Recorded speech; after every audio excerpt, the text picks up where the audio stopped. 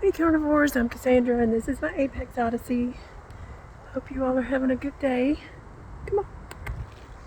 So, I got my Dexcom G7 a week ago yesterday. And this has just been one catastrophe after another. Come on. So, the first one I got it and I installed it. And they say it doesn't hurt, and it didn't hurt, I guess, but it like burned the whole time. I knew it was there. I definitely knew it was there the whole time. But on like the morning of the fourth day, it fell out of my arm while I was sleeping. I don't know, I rolled over on it or something. So, and there, the sticky thing that they had, that they put in the box for you to put around it, was crappy. Did not work very well at all. I mean, it started peeling off almost immediately. But I managed to keep it on for 4 days and then it fell off. So I ordered some more patches to put around it and then a thing to cover it. And I didn't put one on for the rest of the week. I waited for those things to get here. So today I started getting ready to put them on again. So I put it on sitting at my desk, and then I went to the mirror so I could stick the patches on, and it was bleeding. I was like, all right. So, I mean, I thought that blood had just come out from around it, but blood was coming out of a hole in the top of the Dexcom. So blood had gotten all the way through it and was leaking out the top. So it was pretty bad. So I went ahead and covered it up because, the internet says blood might get in there and affect the readings. It might cover up the sensors or something. But anyway, I put it on, I covered it up. The patches that I bought seemed to work really well. So that's not all is lost, I guess. But I got on the chat support. And that's another thing. It's Christmas Eve. I'm not trying to bother anybody. I tried to fill out their web form to submit a ticket, and their web form had you weren't able, or I wasn't able to enter in my city and zip code. It just wouldn't let me type in those boxes, but then those fields were required. I couldn't submit the form because their form is faulty, so somebody needs to get development on that.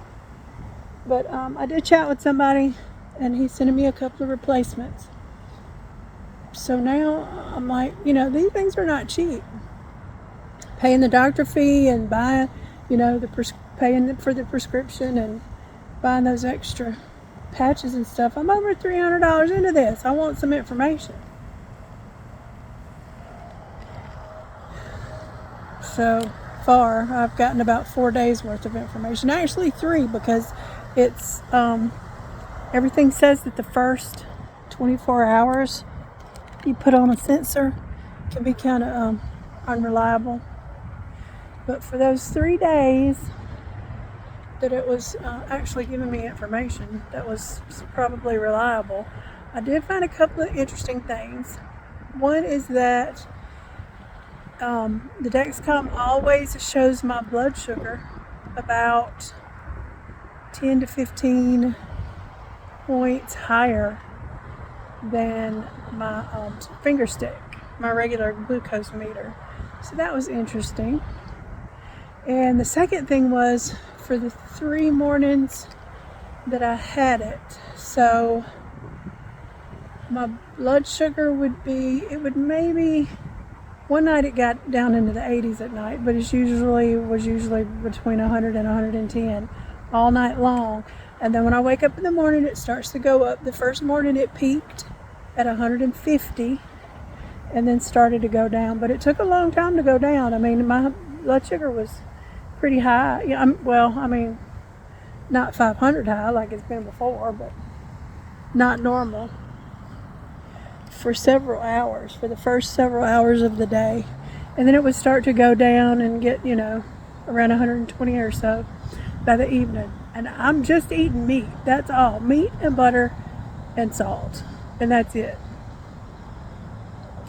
So like the first day it peaked at 150, and I'm doing something that Dr. Boz recommended for people who have high insulin, which is to don't eat after dark.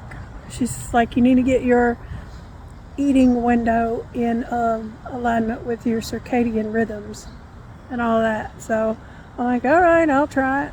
This has been, it can't hurt. So I've stopped eating after dark. So I get off of work at 7 o'clock. I work at home, so I'm at home, but I'm used to getting off of work and eating dinner. So I'm trying to finish eating by 3 o'clock.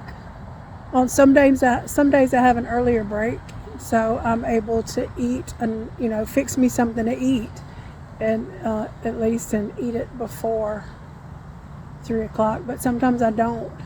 I mean, I have one 10-minute break before 4:30 in the afternoon, so at least I finish eating before 5:30.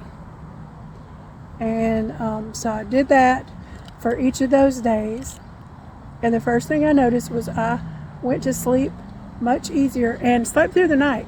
Now, through the night is still like 5 or 6 hours of sleep, but that's way better than I was doing before I went on carnivore, which is maybe 3 or 4 if I was lucky.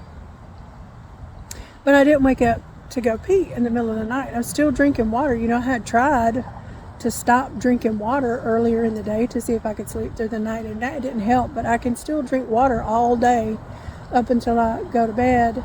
But if I'm not eating after 5:30, I can sleep longer without having to go to the bathroom. So that is really cool, and that's one benefit. And it's that's a good enough benefit to keep doing that just by itself. Getting sleep. That's the thing that I have missed my whole life. But the other thing I noticed, so the first morning my blood glucose peaked at 150. The second morning after I had eaten, stopped eating early, it peaked at 143 and then started to go down. And then this third morning it peaked at 137 and started to go down. And it was that night that the thing fell out of my arm. And now I went ahead and took the second one out. It was, I wanted to see what would happen. I'm like, fingers crossed, maybe it'll work. But I took it out because my blood sugar was plummeting according to that, according to the sensor, which is not the case. Well, it got down to 69 at first and then down to 50 something. And I'm checking my blood sugar on my meter, so I know that it's not that low. It's, 110 or so, which is what it usually is. So obviously the blood getting all up in the sensors messed it up. And so I took it off, and blood still, was running down my arm. It wasn't a lot, but it hadn't dried up or anything. It was still actively bleeding. And the sensor was just all full of blood. So yeah, that was serious. I've got to figure out how to do this right. I can't be spending all this money and not getting any results from it. That's just crazy. Not for me. So maybe third time's a charm. I'm not going to put it on today. And probably not tomorrow, because tomorrow's Christmas Day and I'm going to be busy all day. But maybe Tuesday, maybe tomorrow night or Tuesday morning, I'll go through the process and put the other one on. The third one of 3 that I got, that I spent all this money on, and hopefully it'll work. Another thing I wanted to report was Friday night, I went to the zoo, something I wanted to see. I talked one of my kids into going with me. They have this zoo lights thing that they do every year. And you just walk around the zoo at night when most of the animals are asleep, but they have these lighted sculptures of life-size animals. Some, mostly real animals, but they did have some dinosaurs and, different kinds of plants and a few Christmas things. So I know people sometimes like to drive around and look at Christmas lights, but I wanted to see this. So I got my son together and we went and walked around for about an hour, and I was worried about it because I don't walk that much, and my legs are still not, I've still got rheumatoid arthritis, and the worst part of it now, the worst pain that I've been having now, and I'm watching for the rain. It's supposed to start raining pretty hard, I think, so we better go inside. Come on, let's go inside. I walked around for an hour. I had to sit down a few times, and by the time we got finished, maybe the last 15 minutes or so, my hips are starting to get stiff, and that's what happens when I walk. I know I've walked too long. They start to feel like they're rusty and they don't want to move back and forth, so I'm walking really slow, and but I did it. I was really proud of myself. Can you believe it? I walked for an hour with a few very brief sit-down breaks, like less than a minute. And the next day, I was really sore, but just for a day, just like regular exercise sore.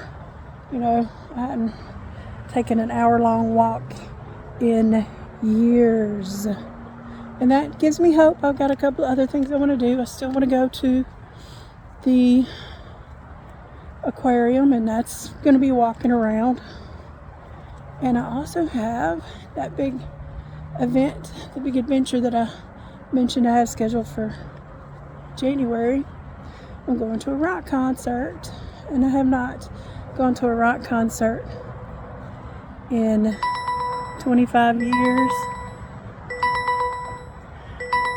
If you hear that alarm, it was the glucose monitor telling me that it was disconnected. No duh. So aggravated about that whole thing. But it's Christmas Eve. It's chilly and wet here in Mississippi. I don't know what I'm going to be doing for the next 2 or 3 days while I'm off work. Taking some stuff back, returning some stuff from Amazon. I'm going to go spend the day tomorrow with my mom for Christmas and my boys. And that's about it. That's all I have planned. I'm not eating anything off plan. I just don't have any interest in doing that. But I hope you all have a very Merry Christmas. A wonderful holiday season, whatever you celebrate. Take it easy.